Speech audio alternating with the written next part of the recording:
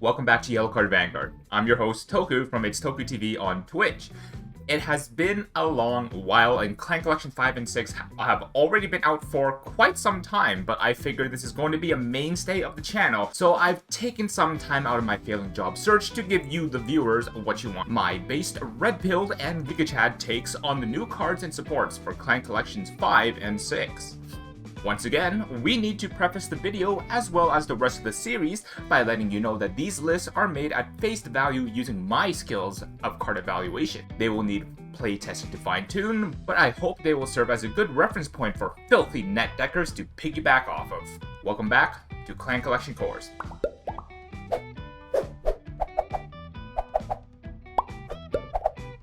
I really love to jug max with you. We can be pro spike bro gamers. Pro spike bro gamers.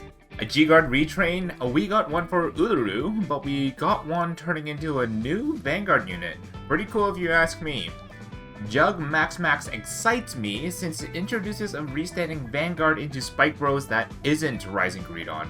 I think it's also a fairly simple deck to maneuver as well and incentivize your opponent to remove your pieces or to get punished by Max.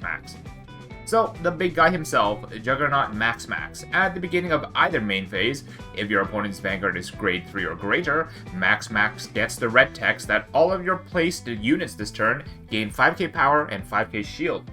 And as a Vanguard, at the end of its attack, if you've played 4 or more rear guards, you can Soul Blast 3 and choose a column to restand all units in said column. If you restood Max, he loses a drive, and at the end of turn, a bottom decks all of your rear guards. As stated before, love the fact we have a standing Vanguard now and a new target for Rising to abuse.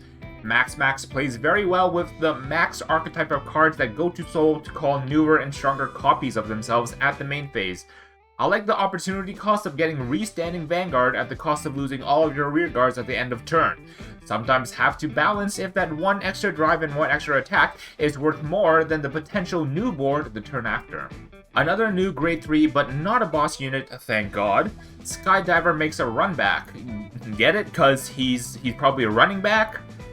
Okay, I'll shut up. When placed on Vanguard or Rearguard Circle, you can return up to 2 normal units to the bottom of your deck and gain 5k for each. And the Max effect. At the beginning of your main phase, you can Soul Charge him from the rear circle to call a new copy from deck. Honestly, I think this was a much wanted missing piece of the puzzle for this deck.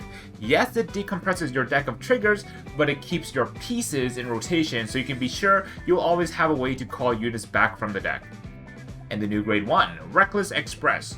When placed on V or R, you can counterblast 1 and call up to 1 normal unit as a rest from the top 7 of your deck. But if he's on the Vanguard Circle, you can pay this with Soul Blast 1 instead. And the same Max effect, at beginning of main phase, Soul him in from rear and Superior call a new copy from deck. It's a really good grade 1 ride. You can start aggressing your opponent with aggressive attackers from turn 2 off the get-go with Reckless Express and start to make a good damage disparity that's hard to catch up from. So with the new cards out of the way, there's actually 2 lists I want to show off for Jug Max. One is the Peer variant, which uses a lot of the Max clones, but the other is the Rising variant. With every new Spike Bros boss comes an opportunity to evaluate it with Rising Nova. Here's what the list looks like for Jug Max Peer, and the win condition is fairly simple. It appears to be a game of attrition where you are able to keep calling stronger and stronger versions of your units, Max being able to give your Guardians an extra 5k scales long term as well. I'd actually argue that in this variant, you'd probably look to use Max to restand your largest column, and then once you smell blood in the water, that's when you start restanding the Max and full back column. Into the list, we're running 4 copies of Max as our boss units, 4 Skydivers to recycle our Max clones, and only 3 Jug Max. Yes, we do have a lot of grade 3s, but thanks to Max on the Vanguard Circle, the grade 3s we guard from hand with will at least have a 5k shield. Into our grade 2 lineup, we have 4 copies of Agile Fullback. Special shoutouts to him for being able to attack from the back row, making him a prime target to put behind Max for when you want to restand the center column to go for game. 4 copies of High Speed Bracky and 3 copies of Breach Spurt. I really like Breach Spurt in this deck, and I would rather have him at 4 if space is allowed for it, as he does fill the soul required for max, and he disappears before the end of turn if we choose to restand max column, so we get full value out of our Breach Spurts before losing our board. The only problem is Breach Spurt doesn't have that max ability to call itself out of deck to be able to fill max's condition. In our grade 1 lineup, we run 3 copies of Ambush Dexter.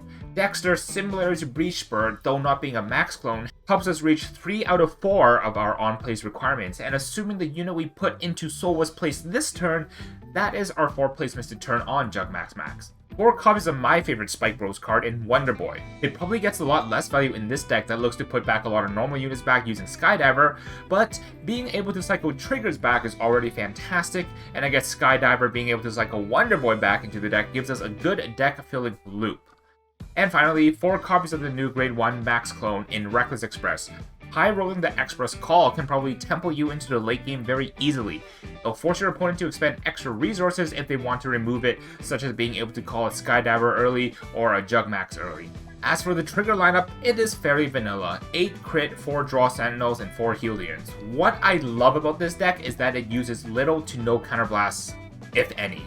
All the counterblast is funneled into Reckless Ambush, so you can go through grade 0 to 3 without taking a single damage by throwing down triggers and heal guardians, and with 1 damage we will be able to call a Reckless onto the rearguard and still be able to play our game. Now that was the pure variant, let's take a look at the Rising variant.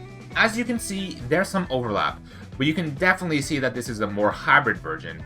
The highlight being the fact that we can put our Force 3 on the Vanguard circle and also a Force 3 on the Rearguard circle behind Vanguard, and this way we get a restanding Rising Nova as well as a restanding fullback for 4 base 2 crit attacks. The demerit is we lose access to Max's first skill to give our newly placed units an extra 5k on its stats.